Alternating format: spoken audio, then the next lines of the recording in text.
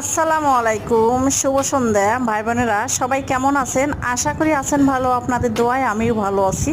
নতুন করে ভিডিও নিয়ে আবারও আসলাম আপনাদের মাঝে। ভিডিওটা ভালো লাগলে অবশ্যই বোন মনে করে একটু লাইক কমেন্ট করেন, সাবস্ক্রাইব করে দিন ভাই বোনেরা। অবশ্যই ভাই বোনেরা হাতে একটু সময় নিয়ে ভিডিওটা দেখেন, অবশ্যই ভালো লাগবে।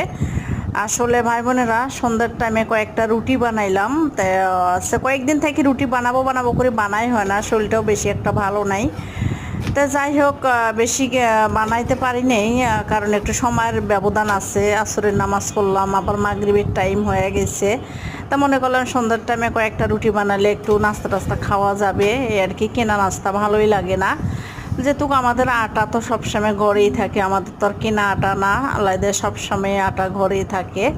তো এই জন্য এগুলো সাদা আটা। তো দেখতে পাচ্ছেন আসলে তাজা রুটি খাইতে অনেক ভালো লাগে। আর আপনার ভাইয়া তো বাসি রুটি আসলে খেতে চায় না।